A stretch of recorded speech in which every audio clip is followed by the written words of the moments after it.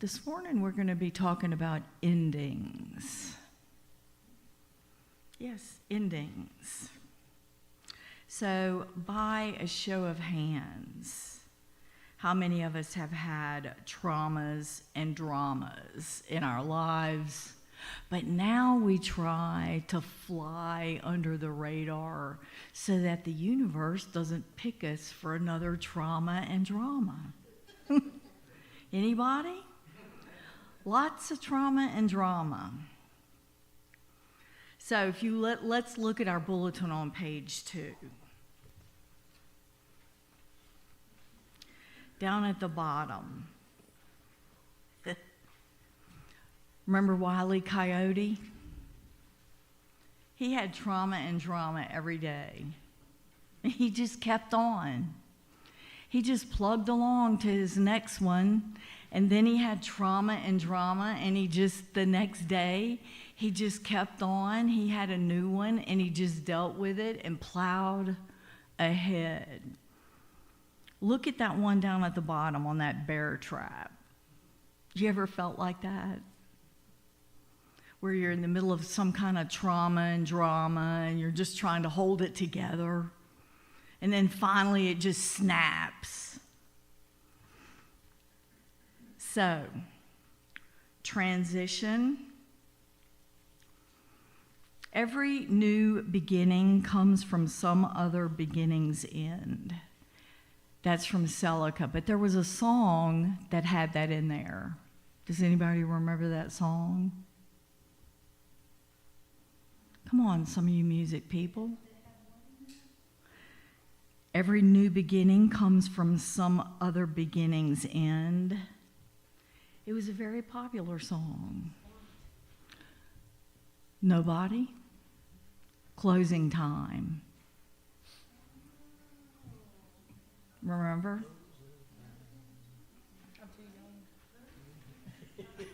Who said that? Yes, Closing Time. So, some traumas and dramas that we survive are the death of a child or parent, the death of a pet, and let's not discount that because sometimes our pets are our family, and sometimes they're better than the family we were given.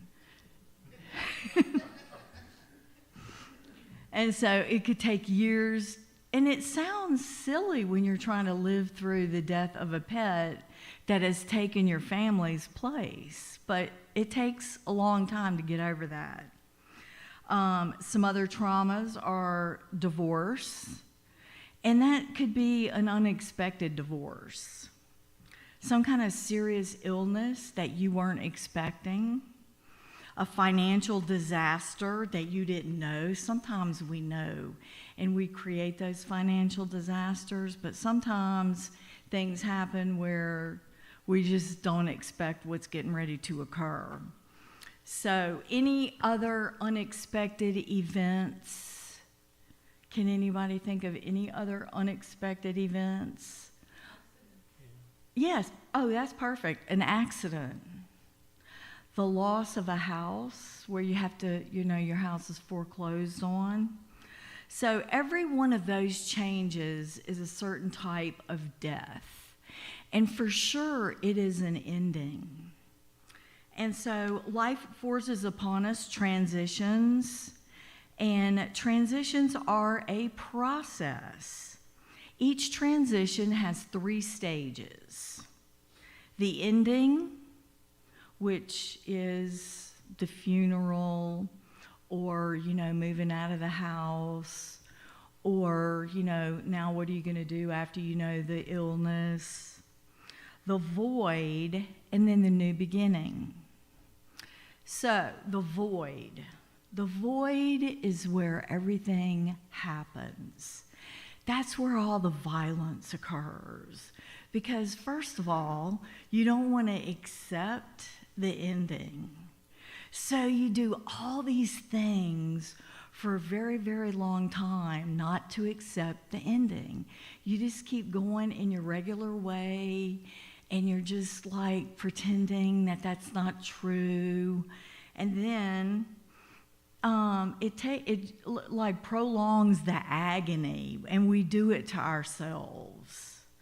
But also, you know, life is like riding on a roller coaster.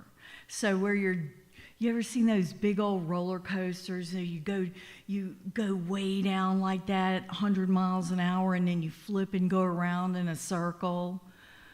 My life is like that. It's always going from one thing to another. I wondered if the universe picked me to go through that. Just, you know, one thing. I have a friend that never has any trauma or drama. I just want her life. Every time she's just like, oh, I'm like, nothing ever happens. And she goes, yeah, it does. But I'm like, name the 3 things that happen when you have the trauma and the drama.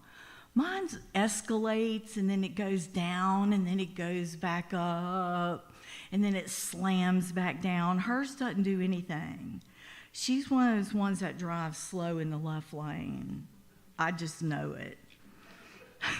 But anyway, we resist change because it confronts us with our fear of the unknown.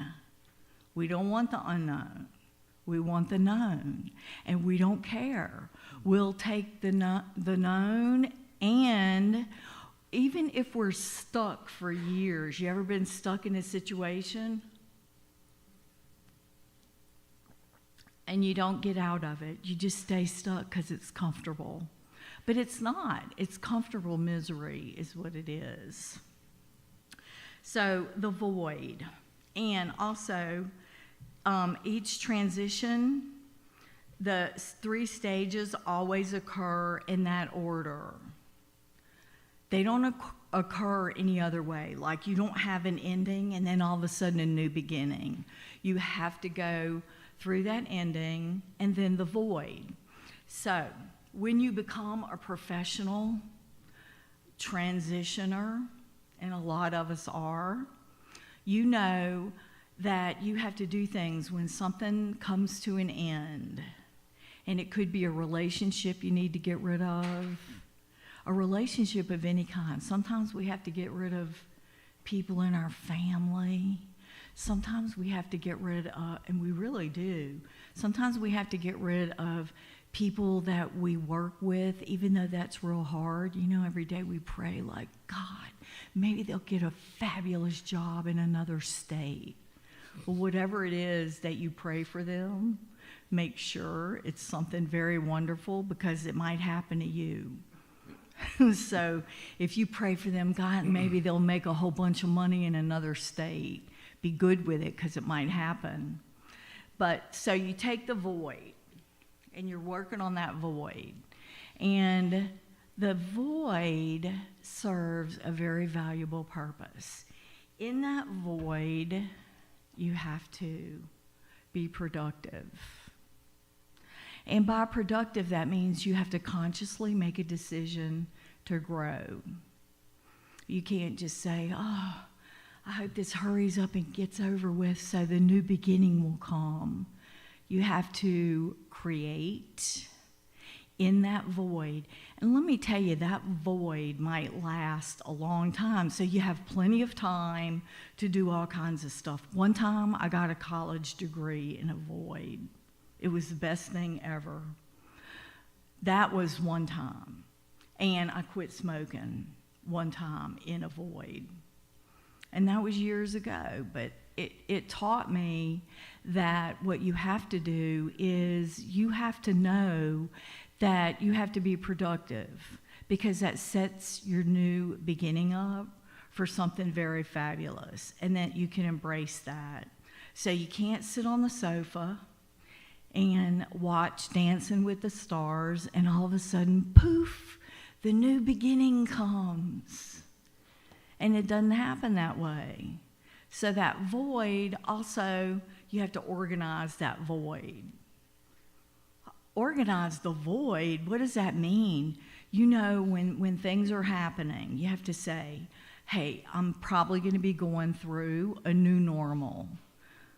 Now, I have to set myself up for that new normal, whatever it is. If it's like some kind of illness, you have to learn about what you're going to be dealing with, don't you? You can't just sit there and let other people tell you what you're going to be doing and then just endure it and wait for the new beginning. You really do have to have hope, and you have to organize that and decide what you're going to do to be productive in your void that lasts for a very long time, because how long does that ending last? The ending, sometimes it's quickly and sometimes it lasts for a bit, but it doesn't last nearly as long as the void lasts. So that void is where you're going to get everything and set yourself up. So also, these 3 stages parallel an ancient ritual known, which I found very interesting, as a rite of passage. It's a symbolic death and a rebirth. And that's very interesting, because even if you're going through a divorce, it's a death and then a rebirth. How many people were just sitting there and then went to get a divorce? Maybe it was unexpected or whatever, and they just were sitting on a sofa and died from some kind of ending. We don't, unless, we make choices that aren't very popular. So each rite of passage has 3 stages: separation, initiation, and return. Separation, initiation, and return. So you're separating from your former life, right? And then initiation, which is that void. So you're learning how to be productive. You're learning how to morph into your new life.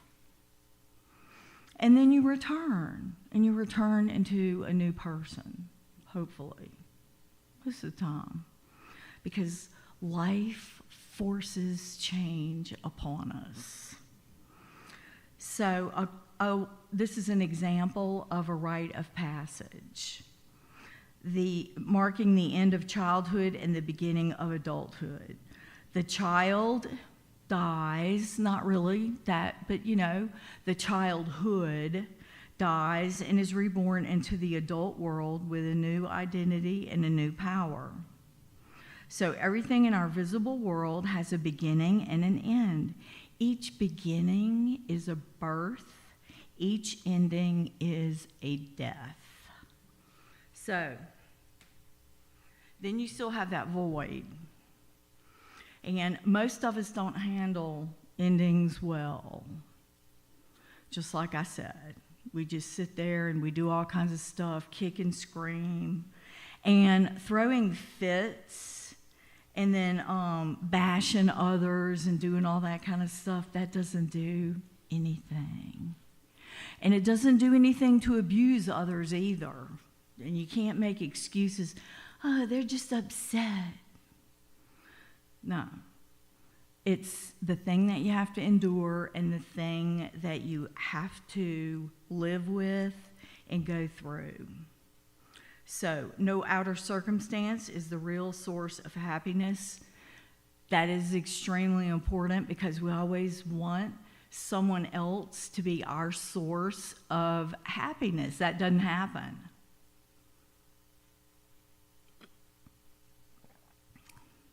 Honor endings, but do not worship them. Take them seriously, but not too seriously. And sometimes if we're in that thing where we're stuck and there's an end, and whatever it is, in a relationship or whatever, if they go, it's not nearly as bad as you thought. Maybe you miss some stuff, but maybe not everything. Maybe you're like, God, I don't have to listen to that anymore. I don't have to deal with, them being hungry all the time or whatever. So the endings, you look at the endings overall, especially the older you get. I think the younger you get all freaked out. But the older you get, you realize it really is not that bad.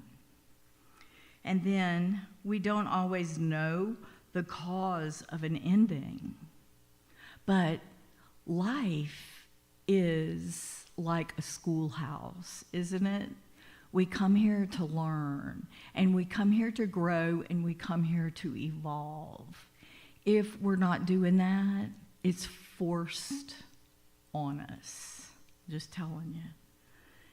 It's not meant to be comfortable, because when you're comfortable, I always wonder, when's the shoe gonna drop, and then go into another aspect. But really, all of the horrible things that I've endured have brought fabulous things. I mean, it just has. So, even if you have, some kind of sickness, you have to know that there's going to be something going on, or you have to learn there's always some kind of acceptance that happens for your end. So, can anybody tell me what I said about the 3 stages of transition? What are the 3 stages of transition?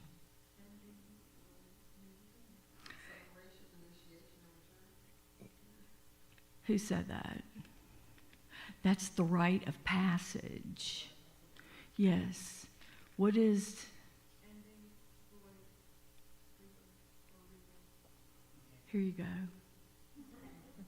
Yeah. That's for listening. How about that? It's keep a true Lent. Let me tell you, Lent, and Charles Fillmore will tell you, it's all tied in with transition and rebirth. So the transition and the rebirth, that needs to be embraced. If you don't embrace it, you're just going to keep, denial is not a river in Egypt. And that's going to be one of the things. You'll learn how to embrace what you need to embrace. And what's next? Because you'll be jerked around. The other night, I took my little grandsons. One of them is a bonus grandson, but he counts. I took them to the Paradise Pier. Do y'all know where that's at? And we rode this little kiddie roller coaster. And it reminded me of my life. We went up, and then it spun around, and they were out back there screaming, and I was like, this is really reminiscent of what goes on. They didn't have a clue. And they were like, whoa, wasn't that fun? And I was thinking, yeah, that was fun. And then we went down like that, and then we did all this kind of stuff. And that just is one of those things where, transition is on its way. So thank God, your endings, and deal with your endings. That way you can do your void, and then you can do your new beginning. If you do your void right, your new beginning is very fabulous, because you're prepared for it, and you prepared yourself for it. So in conclusion, be aware when we are going through a transition and morphing into someone new. And remember that the universe is bringing us to a new level of spiritual growth. Thank you for your time.